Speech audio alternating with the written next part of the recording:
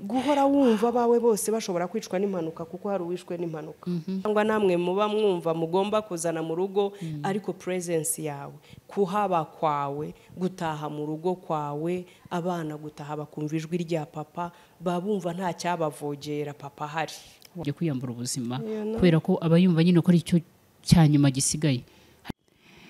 Tuhaye ikaze bakundwa kandi bakunze ibiganiro byacu bitandukanye aho muherereye hose, amahoro y'Imana akomeze kubana namwe. Twagarutse kuri life is mental and spiritual cyangwa ubuzima ni mu mutwe no mu mwuka. Hanyuma turi mu cyumba cy'umuryango, Nemerita Kaminka turi kumwe.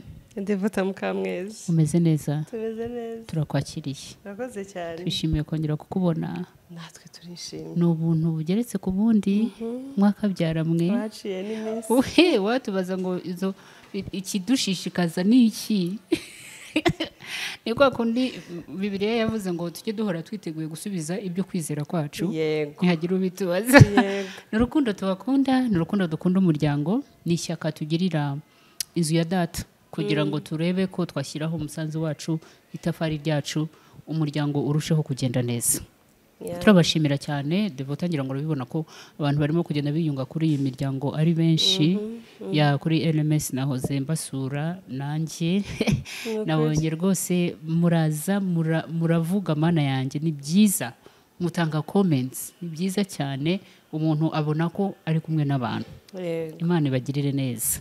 Rero hari ikiganiro mwakoze ubushize uri kumwe na Godfrey, ikiganiro cyiza cyane, mwavugaga ku bintu bijyanye n'ibikomere byo mu bwana, turebera hamwe mbega ngo iyo bitakize bigira izihe ngaruka ku buzima bw'umuntu uko agenda akura. Ku bwonko specifically. Ku mikorere y'ubwonko. Oh wow. Yego twarize. Hari rero abakunzi bacu badusabye ko arize ariko arumva bitarangiye, yarakeneye kongera kumenya byinshi no kumva byinshi ngo twakigize kigufi. No kuri uyu munsi rero twagarutse, n'ubundi twari dusanzwe dufite gahunda yo kuzakora igice cya kabiri kuko harimo ingingo nyinshi mutari mwanononsoye.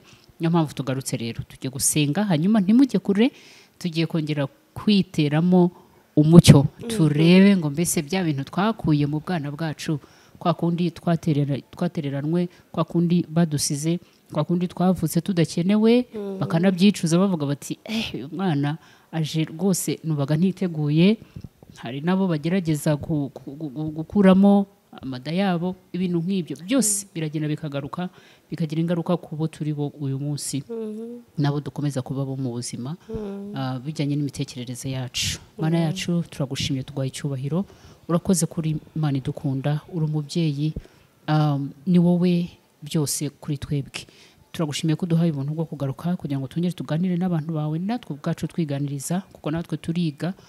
Mwuka wera ngwino, ni wowe mwigisha mwiza, ni wowe mufasha, ni wowe uzi kurobanura ibikwiye n'ibyo buri muntu aba akeneye mu kiganiro tugiye kuvuga, kugira ngo bidukorere, bitwomore, bidukize, bitubohore, turusheho kuba abantu nyabo ushaka ko tubabo kandi dufitiye akamaro isi ya none. Icyubahiro no guhimbazwa n'ibyawe tubisabye mu izina rya Yesu, amen. Devo, ngaho rero ibikomere byo mu bwana, ndabyibuka ko ubushize mwari mwavuze ku gikomere giterwa no kuba umuntu yanzwe cyangwa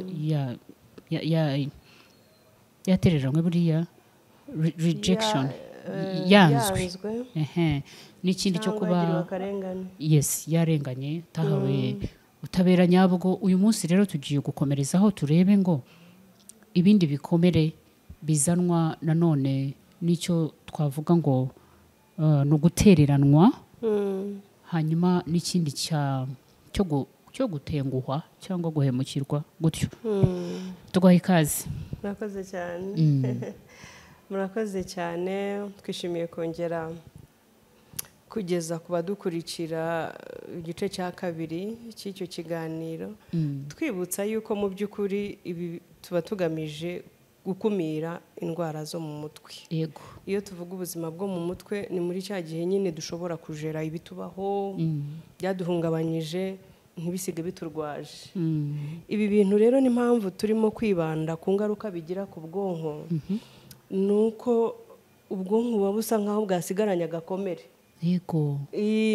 Noneho rero ako gakomere ejo hakaza kandi kakongera kagatoneka hakomeretse, kagatoneka igisebe kikageraho kikaba kinini, hanyuma hatagira igikorwa kugira ngo gipfukwe cyomorwe, nyine umuntu agatangira kurwara indwara zo mu mutwe. Wow. Bikomeye gutyo rero ndeka mbere ahantu abantu bakunda kutubaza ngo ariko ubundi mu by'ukuri biriya muvuga byo kuza no mu materapi, mu masesiyo, gutega abantu amatwi, kuza nkakubwira story y'ibintu byambayeho bihuriye he no kunyiza mu mutwe. Tumaze kubibazwa n'abantu barenze umwe, ariko reka tubabwire ngo umuti wabyo wa mbere nari mbaye nk'ubikomozaho, iriya ni management, kubivuga no kubidusangiza no kubiganira no kurebera hamwe icyakorwa kugira ngo ntibikomeze kukurusha imbaraga. Ntabwo ibyo byagerwaho utabisangije abandi. Yes. Ikindi hamwe no kubisangiza abandi bikugabanyiriza uburemere. Ikindi ukabona ya support ukeneye kugira ngo bye kugutsikamira cyangwa bye kukuvuna cyane. Abongereza bo bagira n'umugani uvuga ngo problem shared is halfway solved. Ikibazo wasangije abandi kiba gikemutseho igice nibura, cyangwa kiba kiri mu nzira yo gukemuka nibura kimwe cya kabiri. Wa muntu gisangije akikwakiraho uburemere ukoroherwa, ntubu kiremerewe cyane. Rero tukiraho kuri ku kijyanye no abandonment, harya niyo wise gutereranwa. So kuba wasizwe uri wenyine watengushywe, ntabwo burya bigarukira ku buhemu ngo umuntu yaguhemukiye gusa yagiye, ahubwo bigira izindi impact cyangwa ingaruka nini cyane. Muzajya mubona abantu babaho bafite ubwoba bwo kuba bonyine, cyangwa uzi ko hari umuntu ugira ubwoba ikaba phobia, wamusiga nk'aha turi muri iki cyumba akabura umutekano kugeza igihe yumviye undi muntu yinjiye, ku buryo ashobora kumva yahasohoka. Yego, ibyo rero burya biba ari ingaruka zo kuba ya memore twavuze yarimaritse mu bwonko, bigakuriyetinga, niba navuga ngo ni reminder ihoraho yibutsa umuntu, noneho ubwoba bukamutaha. Reka wenda mbanze nto highlighting birema ubwo bwoba mu muntu butuma buri gihe yasigaye wenyine akumva buri gihe yikanga kuzasigwa nk'uko bamusize. Reka wenda ntanga urugero kuri iki ngiki, ariko ndumva hari n'umuntu wigeze, niba ari ikiganiro numvise, tusigaye twumva byinshi natwe tukavuga byinshi, wajya no gutanga ingero ntubyibuke. Ariko ni n'umu YouTuber ndabyibutse, ni umudamu wo kuri YouTube, niba yitwa My Family My Heart. Yavugaga ukuntu My Family My First Ministry, I think so. Ndumva ari we nakurikiye avuga ukuntu yigeze bakura, papa wabo yavuye mu rugo agiye arangije ntiyagaruka. Yes, ubwo buhamya ndabwibutse nanjye. Yego, ngo kuva icyo gihe nyine barategereje ko ataha bisanzwe ntibamubona, bivaho nyine baramubura, ubuzima burakomeza batamufite. Ariko kuva icyo gihe yahoranaga ubwoba bw'uko umuntu ugiye atagaruka. Yes. So abivuga mu buhamya bwe yavugaga ukuntu amaze gushaka byamwafectinze. Ndumva warabikurikiye. Umugabo we yabaga yatinze gutaha, umutima waramubwiraga ngo nawe agiye kugenda agiye nk'uko papa wanyu yagiye. Izi rero ni za trauma ziba zarabaye created na experiences zatubayeho. Noneho ubwo bwoba bwo guhora wumva wawe nagenda atari butahe, guhora wumva abawe bose bashobora kwicwa n'impanuka kuko hari uwishwe n'impanuka, guhora wumva yuko icyabaye kuri umwe gishobora kuzaba, nuko ubwonko buba bwarabitse aya makuru. Muri make ibitubaho byose bidutraumatiza, biduhungabanya. Ihungabana ritubaho, ariko ubwonko bwo bukakira message iri interpreted isobanuye nk'aho wakwandika message umuntu ukayimo iyo ntabwo ibona ngo wababaye watereranwe usigaye wenyine wabuze support iyo yinterpretinga icyo cyakubayeho mu mazina yacyo niba ari abandonment umubyeyi yataye abana n'urugo n'umuryango akagenda ubwo mu bwonko himarikamo yuko watereranwe wakiriye gutereranwa ni ikintu uba wakiriye ubwonko bugumana kumara igihe runaka not until ndibuka ko ubushize twabivuze ntabwo ihungabana ritubaho rirangizwa n'igihe turimaranye ntirimarwaho nuko dutinze turifite nuko twakuze tutakiri abana rimarwaho nuko hari igikorwa cyarikozweho nuko hari andi makuru arisimbura umuntu yakiriye bwa bwonko bukabona replacement ya memore ya wa muntu ikavuga ngo burya ntabwo banyanga burya ntabwo ndi ntabwa burya haracyari abankunda burya uriya yarahemutse ariko haracyari abandi bantu beza kandi nubwo natereranywe burya potentials zanjye zo zishobora gukomeza zigakora ubushobozi bwanjye ubushobozi nifitemo ushobora gukomeza nkabubyaza umusaruro aha rero ntaraharenga ibitubaho burya ntago bisiga za memore nari ndimo mvuga gusa ntabwo bitubabaza cyangwa ngo biturakaze gusa ahubwo bigenda binamugaza ubushobozi bwo gukora ibintu Imana baraturemanye iki kintu yaba abantu bacyumvaga iyo turi muri ibi biganiro ntabwo ari uko dukunda kuba kuri kamera si uko dushaka kumenyekana turashaka kugira ngo we muntu uri muri iyi situation wumva ibi biganiro byacu Imana idufashe ubigire ibyawe ukore gisabwa kugira ngo ukire ni wowe dukeneye yego Bibiliya niho Yesu yigeze kuvuga ngo yaziye abarwayi ntago yaziye abazima rero ibi biganiro byacu nabyo biba byaziye wowe uri muri iyi condition cyangwa uwuzi uri muri iyi situation ubimuganirize ubimusangize umuhe contact zacu niba ubigira ibyawe banza ari ryo jambo ribikubiyemo byose uvuze ikintu gikomeye kugenda bigabanya ubushobozi bw'icyo wari ushoboye gukora cyangwa uwo wari kuba we mu buzima ni ukuvuga ngo ubundi se niba mama we yakubyaye akaguta ikindi kintu umaze ni iki niyo makuru wahawe urakoze bikomeye cyane noneho rero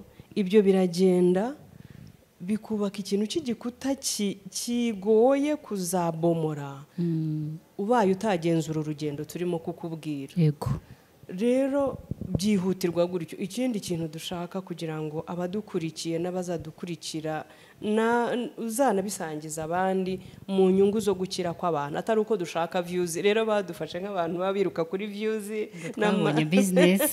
n'ama subscription ntabwo ari ibyo gusa bibaye ari ama views bitarimo gufasha abantu n'izo views ntizanaboneka kuko ukurikira ibintu bigufitiye umumaro icyo dushaka ni ukugira ngo abantu bamenye yuko ubuzima bwo mu mutwe burihutirwa cyane nk'uko iyo urwaye umutwe iryinyo amaso imisonga ikurya nturesiste kutajya kwivuza ntuvuge ngo nzivuze ejo ntuvuge ngo biraza kwikiza ntuvuge ngo bizashira uko kuntu ubura amahoro ukabura umutekano ukananirwa gusinzira ukaruhuka ugeze kwa muganga umuntu uri muri izi situation waratereranywe waranzwe warasizwe waragambaniwe warahemukiwe warababajwe ibi bintu ntago byabaye ngo birangire hari message satani yakominitse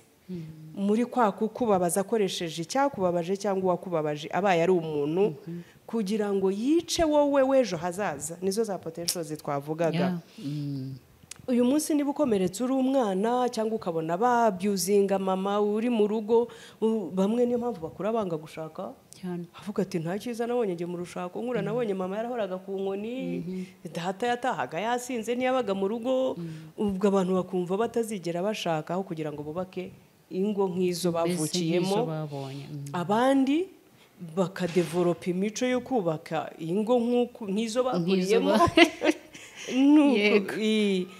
ukaba uzi ngo kuba umugabo ni uko urwana, ni uko utaha wabaye intare, ni uko utaha bwije abana baryamye, ni uko uza bose bakirukanka, kuko nibyo wabonye.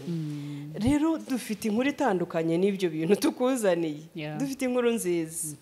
Inkuru nziza tukuzaniye ni ukuvuga ngo ibyo bintu bikubaho first of all biragoye ko wabikumira kuko ntibiguteguza, ariko ufite inshingano yo kubyiyambura, niba ari uko iryo jambo twakoresha, yo kurwana n'ingaruka z'ibyakubayeho.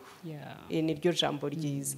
Ingaruka, impamvu ugiye kurwana nazo ari nacyo twahereho tuvuga ngo ukwiriye kumva ko byihutirwa kujya kwivuza kurusha uko wumva bizarangira, nuko uko bitinda bigenda bikwangiza mu bwonko, bigenda bikwangiza mu mibereho no mu mibanire n'abandi.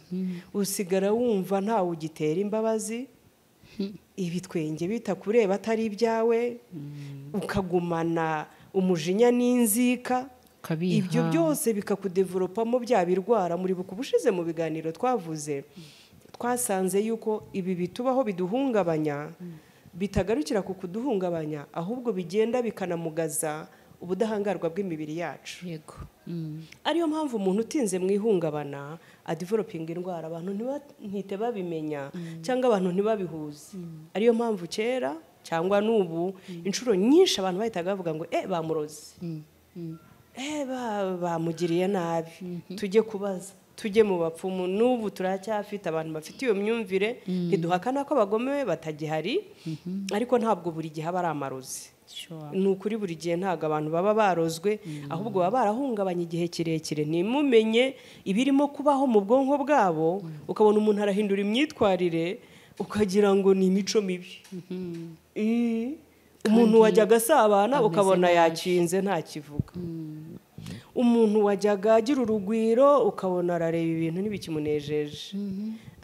Utwo tuntu twose, umuntu wikingiranye mu nzu akazimya amatara, utwo ni utuntu dukeya ku byo wabona. Gusinzira umuntu akaryama akabura ibitotsi.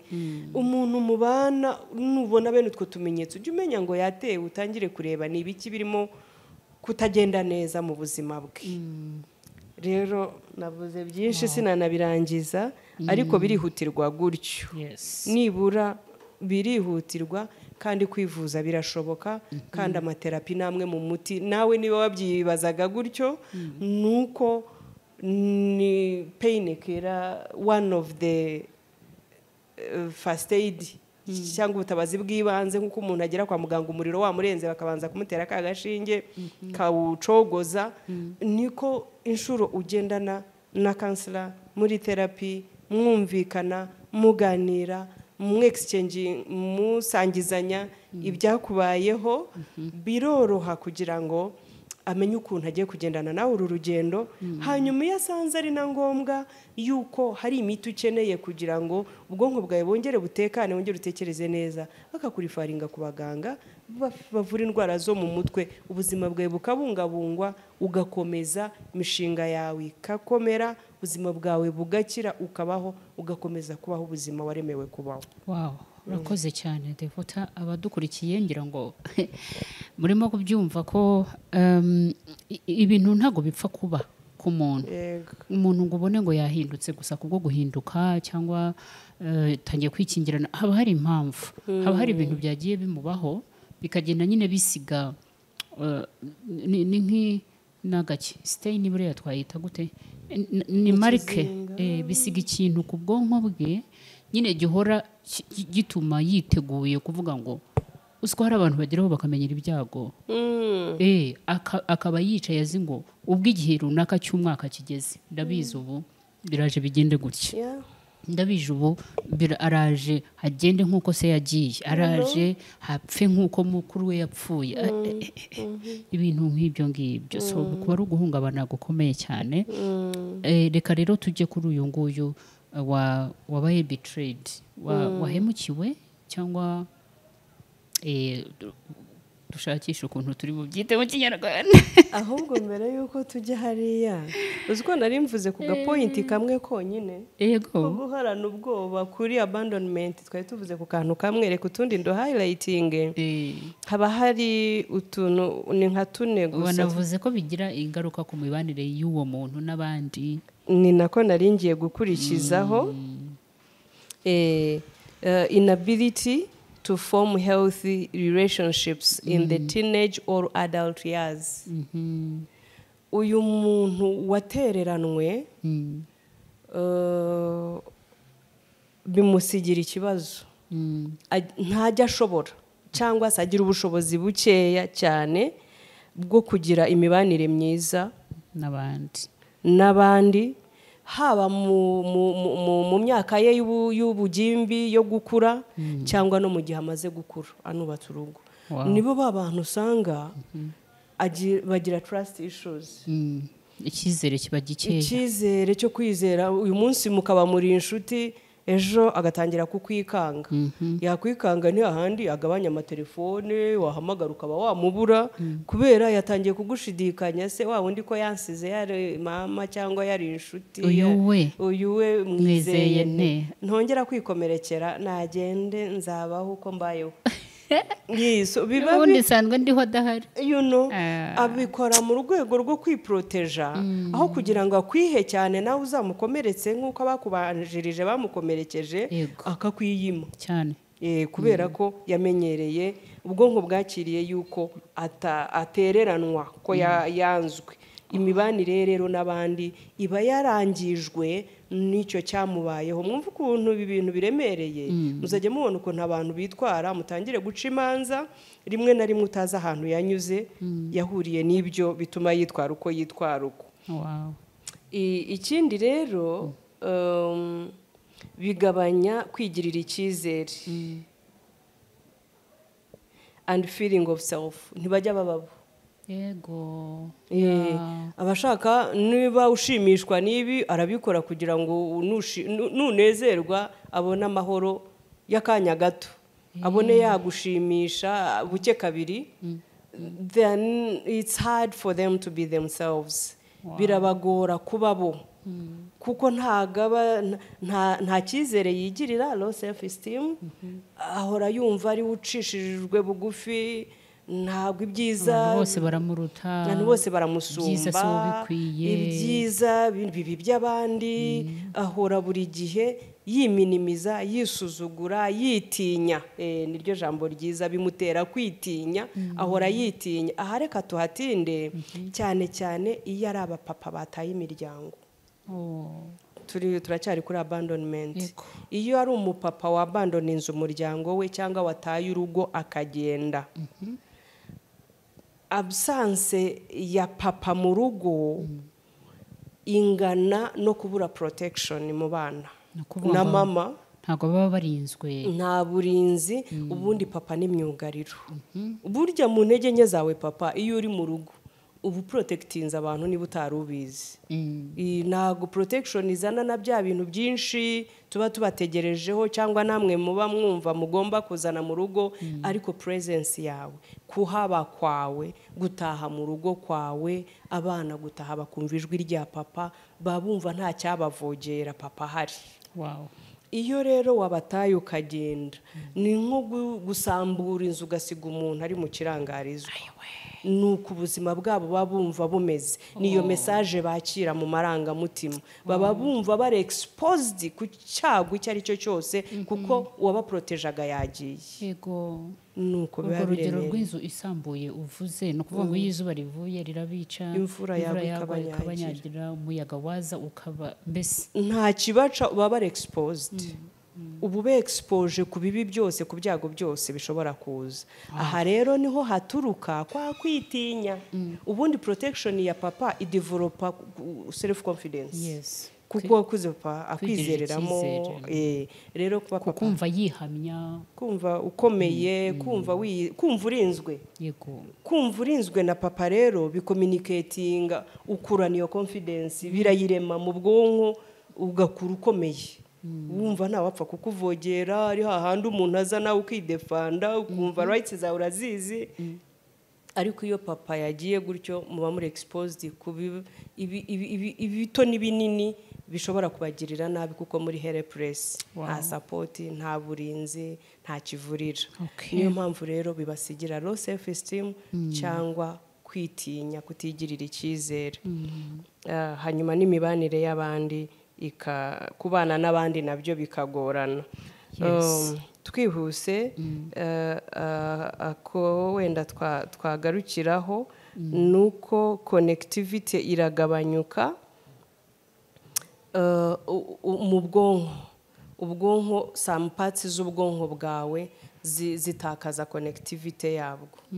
Kwa kubaho nyine uri sheke wumva utazi icyo ukeneye, bituma hari ubwonko buba butakiri coordinated. Niyo mpamvu umuntu ajya gukora ibintu ukabona concentration yabaye ikibazo, some parts z'ubwonko zitakaza connectivity. Rero gutereranwa ni ikintu gikomeye cyane. Reka tujye kuri ikintu kibi cyane. Yego, nyamuneka ababyeyi mureke gutererana abana. Yego, yes, namwe bashakanye witererana umugore wawe, witererana umugabo wawe, mujye mwongera mwibuka urukundo rwa mbere, wibuka aho mwavuye mukagwa, mwihane mwongere mukora imirimo myiza nk'iya mbere, kitabaza ryawe kidakurwaho. Yego, yes, umuntu wabaye betrayed rero, uyu we akura amezi ate, ni ibiki, ni gute yiyumva? Reka mvuge gutyo. Yego, ukuntu yiyumva kubera umwanya wacu ari na muke, reka wenda highlighting. Yego, trouble recognizing or expressing, managing emotions. Niba hari abantu bagorwa no kujera amarangamutima, aba bantu ni bimwe mu bibazo bibagora. Kumenya ibirimo kuricognizinga ibyababayeho. Urumva nk'urugero, umuntu ashobora kumputaza, noneho nkumva sintekanye, sinishimye, kwinterpreting icyo kintu urimo kumva feelings zawe, aba bantu birabagora, bikakunanira, ukayoberwa ibyo ari byo, bikakugora, bikakunanira. Ikindi, bahorana anxiety, umuhangayiko, depression, kagahinda. Noneho rero bakunda kugira n'ibimenyetso by'ubuzima bwo mu mutwe nyine bitameze neza, bwahungabanye. Ikindi kuri physical part, bagira physical pain. Hari igihe baba baramunda, hari igihe umuntu arwara umutwe wa hato na hato. Hanyuma ikindi kintu bakunze kugira, bagira impaired emotional functioning, cyane cyane abana. Abana emotions zabo birabagora uburyo bajera amarangamutima. Umwana ni hahandi akora akantu kose akikanga, ntabewe ngo yumva ari umwana akora ibyo abandi bana bakora, ahubwo agahora yumva ari kuri remote control. Ninseka barankubita, nindira barankubita. Umuntu ukaba umuteje confusion yo kumenya uko yitwara, uko behavinga, kubera yuko yabaye betrayed, yarahemukiwe inshuro nyinshi, arangwa. Betrayed twasanze ari iki? No guhemukirwa tu? Twasanze kubera guhemukirwa bikominika mu bwonko bwe yuko adakundwa. Hanyuma akabaye kose agahora yumva adatekanye, n'ubundi kuko batamukunda, kuko bamwihakanye. Ibi bikunze kuba kuri babana bihakanwa n'ababyeyi. Baba basore babyara abana bakabihakana, bakabaterera ba nyina gusa. Iyo aje kugira agiranye contact, wenda akamumenya ko ari papa, ariko nyine bya bindi by'amakuru bakubwira wenda yamubonye rimwe. Message iba mu bwonko bwe ni ukuvuga, papa burya yarantaye. Niba papa yarantaye, nagera igihe cyo gushaka, kumva fiance yamuta nibyo bizaba biri hafi ye kurusha kumva ko yakundwa, gatinda mu rukundo, cyangwa urukundo rukazavamo urushako. Dusoza cyangwa tugana ku musozo, nukuri ibi bintu bitubaho bidusigira indwara zimeze gutyo. Tuba turwaye, burya ntuzongere kubyita yandi mazina niba nawe utajya gubisobanukirwa. Tuba turwaye nkuko ndwara malaria, nkuko ndwara umutwe, nkuko ndwara za ndwara zose zifata umubiri tukajya kuzivuza. Rero izi zo mu mutwe nazo ziravurwa, ariko impamvu turi hano ni ukugira ngo twige kumaneginga ibyo bitubaho bitaraba indwara ngo twisange kwa muganga twagiye kwivuza. ni nko gukangurira abantu kubamenyesha ngo rega n'ibyo ni ubuzima bwo mu mutwe, niho haba hari ikibazo ntubishakira ahandi. Ntabwo ari uko warozwe, ntabwo ari uko byagenze gutya, ahubwo ubuzima bwo mu mutwe buba bwahungabanye. Rero ni igihe kigeze kugira ngo tubyiteho, kuko birakenewe cyane. Ibiduhungabanya muri iki gihe nibyo byinshi kuruta ibidufasha kugira ubuzima bwiza. Rero birasaba ko tubimenya. Utameze neza, ushake ubutabazi bwihuse bw'ibanze, aho kwikingirana mu nzu ngo uryame urire ugumeyo wihishe. Icyo gihe ntabwo burimo kwifasha, ahubwo burimo gutanga icyumba cyangwa umwanya nyawo kugira ngo bya bindi byakwatatse birusheho kukumerera nabi. Ugasanga umuntu yararembye akazajya kuvayo byarivanze, ariko nyamara ubivuze hakiri kare, hamagara inshuti yawe, ndumva ntameze neza uyu munsi, ndumva ntekereza ibintu, ndumva ndimo kwibwira ibi ngibi, ndumva ndatekereza ibintu bibi cyane, natewe n'ubwoba budasanzwe. Bivuge, ntubyihererane. Nibura niba ari n'abasenga bagufashe gusenga, niba ari n'abagutega amatwi bagutega amatwi, n'abaguhumuriza baguhumurize, n'abakugira inama bayikugire, ariko ntukabyihererane, kuko niho bigera ugasanga abantu bafashe icyemezo cyo kujya kwiyambura ubuzima, kubera ko aba yumva nyine ko ari cyo cya nyuma gisigaye. Ariko impamvu ni uko wabyihereranye, y'amajwi agakomeza nyine akumvisha ko erega ntacyo umaze. Ariko se ntabwo dufite kesi yabaye ahangaha ejo bundi, umwana w'umusore wamanutse hariya kwa Makuza akiyahura. Mu makuru avugwa bivugwa ko ngo byatewe n'uko ababyeyi be batari babanye neza, ubuzima bw'umuryango ntabwo bwari bumeze neza. Ni ukuvuga ngo se akunda gufungwa cyane, noneho urumva kuba se yafunzwe, ubuzima bwa mama nabwo ntabwo buba butekanye. So umwana yisanga muri iryo hurizo, kubera rero kutabiganira wenda, cyangwa n'ababiganira ntibumve uburemere bwabyo, ntibanumve ko birimo bimugiraho ingaruka, bakakubwira ngo ariko ngo yarameze neza, we yari kwa nyirakuru, ngo abana ngo na nyirarume. Nyirakuru na nyirarume ntabwo ari se na nyina, ntabwo bashobora gusimbura kiriya cyuho tayari cyamujyanye aho n'ihungabana. Bitabaye ihungabana, ababyeyi bariho batapfuye, akaba ari kumwe n'ababyeyi. Ngayo nguko rero, reka tukomeze tubyitoze. Ni bishya, navuga ko ari sekita nshya mu buzima bwacu, cyane cyane muri Afurika, ntabwo twari dusanzwe tubimenyereye, ariko ni byiza ko tubimenya tukabyitaho, kuko birimo biradutwara ubuzima bw'abantu benshi. Turagushimiye Devota, urakoze kubana natwe muri iki kiganiro, urakoze ku bwenge twunguye. Namwe abadukurikiye murakoze, naho ubutaha. Shalom shalom.